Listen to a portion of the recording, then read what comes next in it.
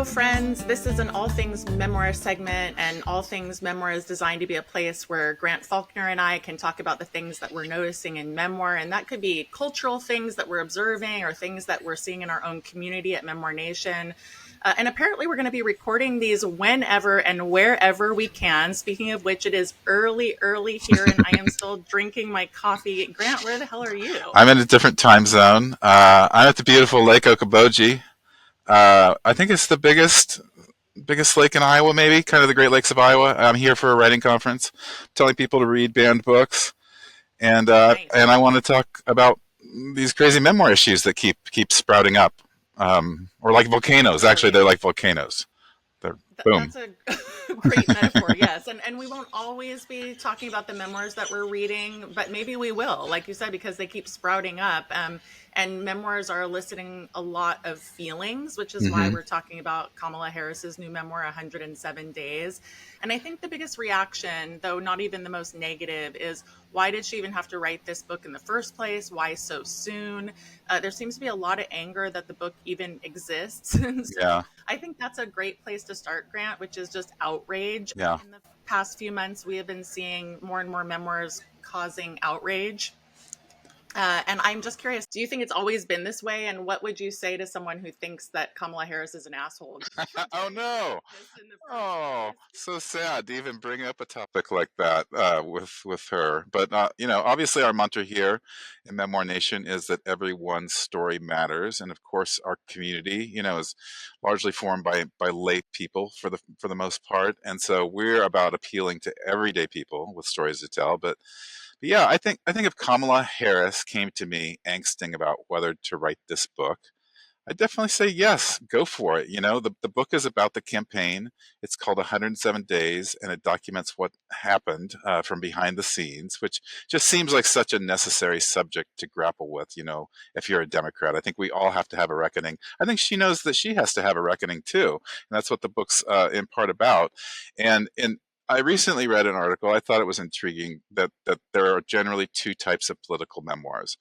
One is the one that tells your life story in this kind of heroic way, and it won't make you any enemies, and it sets you up to run for office. And the other is the tell-all at the end of your career, where you name names and stuff.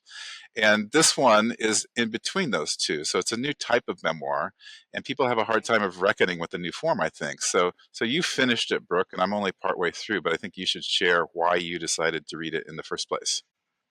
Yeah, honestly, I'm really tired of watching people's pile-ons with memoir lately, and people can say all they want about it not being gendered, but it is. And I hmm have been doing this a really long time, and there is a special disdain in our culture for women who soar too high and then write about it.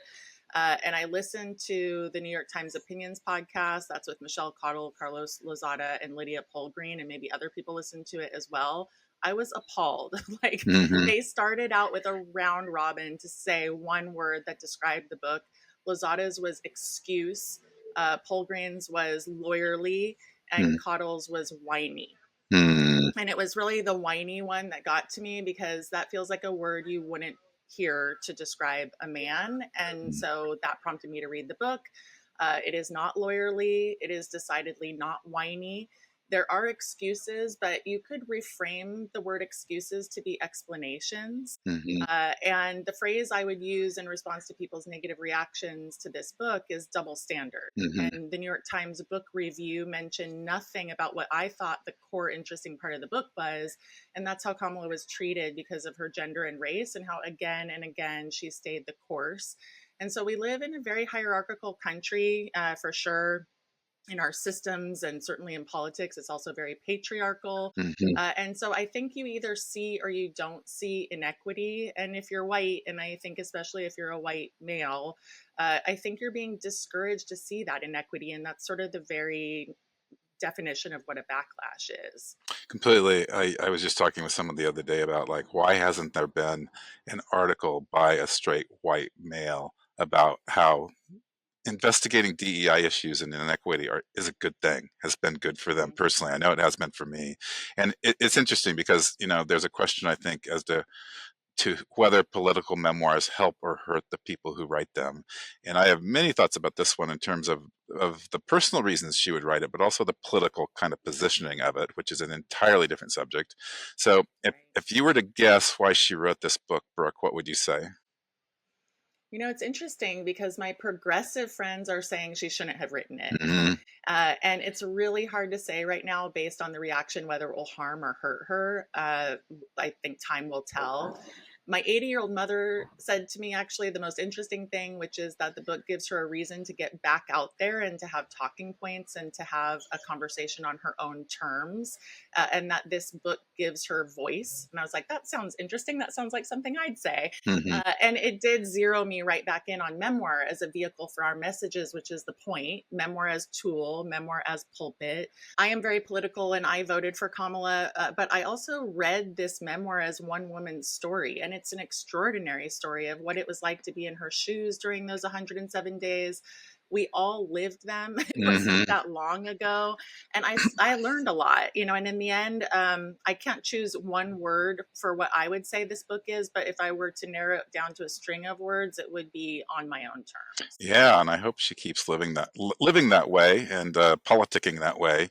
And it reminds me of reclaiming, which is a theme that has emerged very strongly in the last year for us, and I think it's going to be an ongoing theme for us. And maybe most powerfully, our guest Amanda Knox, another woman who was demonized by the media, who's now taking back her story in several really great ways.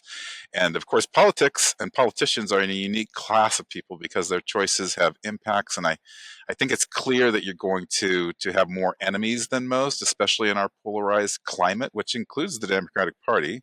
But maybe what the reaction to Harris's book shows us is also just how polarized we are. How the left is also very broken and eating itself, and the books, they continue to be incredible mouthpieces. It's interesting that the memoir is still the go-to kind of political platform for so many issues. And Harris couldn't have written an article and gotten this kind of attention. And I'm imagining the book will sell quite well. Hope it does, in fact. Yeah, me too. And people are going to read it how they read it, of course. And, Hmm. as a woman who's now in an executive role, I have to say I did read a lot of familiar stuff in there. Hmm. I still strongly object to the notion that it's whiny Hmm. and you can disagree with her policies or her stances, but I am concerned by the vitriol. Mm. And maybe that's where we'll leave all things memoir today, Grant. I'm sure we'll come back to this subject again. Memoir can be a lightning rod, but it's also always a gift. And Hmm. I'm very glad that I read the book and that I got to see a bit of what unfolded because it gave me some new insights. Yeah, and this is the power of reading memoir. Kamala, no matter what you think of the memoir, it moved a conversation forward. It will inevitably open up some very necessary conversations. And at Memoir Nation, we're a community of writers, but also we're a community of readers. And so I commend you, Brooke, for taking the time to read these books that have been, getting so much pushback and to form your own opinion. And I think we're in danger of our opinions being overly influenced by the opinions of others. I know that happens to me. And I guess you might say we've crossed the line on that, and that part of the reason we're in this polarized place is precisely because of how we're being influenced. I agree. And, so much, obviously. Thanks for listening, everyone. We'd love to hear from you. Visit us at memoirnation.com, like the video or subscribe. We are building this YouTube channel. It is pretty new, so we appreciate the support. Grant, it's good to see you out there in nature. I will say I'm drinking from this coffee cup that says, nevertheless, she persisted. Good note to end on. Yeah, good. Bye, everybody.